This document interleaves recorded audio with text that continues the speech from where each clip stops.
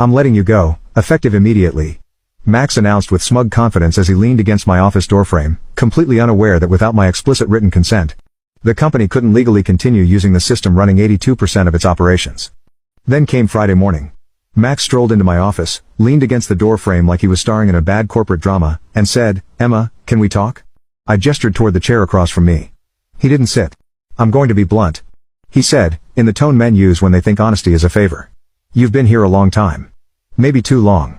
Things are changing, and we need people who move at a different pace." I raised an eyebrow. "Meaning?" "Meaning I'm letting you go, effective immediately. We've decided your position is redundant. You'll get a severance package, of course. HR has the paperwork." It was so rehearsed. So smug. I almost laughed. Instead, I leaned back in my chair and looked at him. Really looked at him. He had no idea. No idea what I owned. No idea what that one line in my contract meant. No idea that without my explicit written consent the company couldn't legally continue using the system running 82% of its operations. But I didn't say any of that. I just smiled.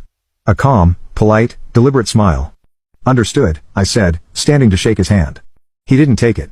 Just nodded and turned away, like he was already done with me. As he walked out, he threw one last comment over his shoulder. "I'm not about to spend a dime on an incompetent employee who peaked 5 years ago." My smile didn't falter. "Good luck, Max." He paused at the door, probably confused by how calm I was. Then he left. I packed my things slowly, methodically. A few personal items. A plant somehow kept alive for 5 years. A USB stick with nothing on it but photos from the last team off-site. As I walked through the open plan office, a few heads turned.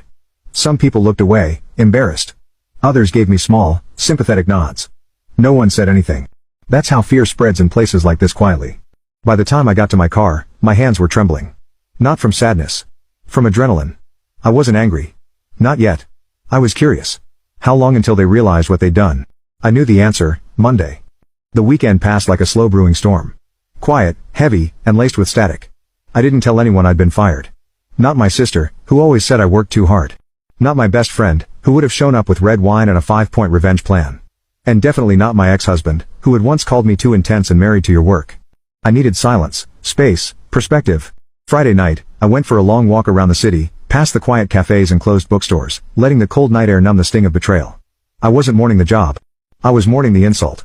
The ignorance. The idea that someone who had never written a line of code could walk in, strip away years of sweat and sacrifice, and call it redundant. By Saturday morning, I was ready to work.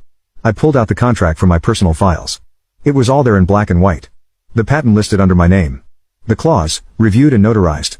A carefully worded section that gave me full rights over the architectural system I had built. Nexura had a licensing agreement for its Use 1 that required my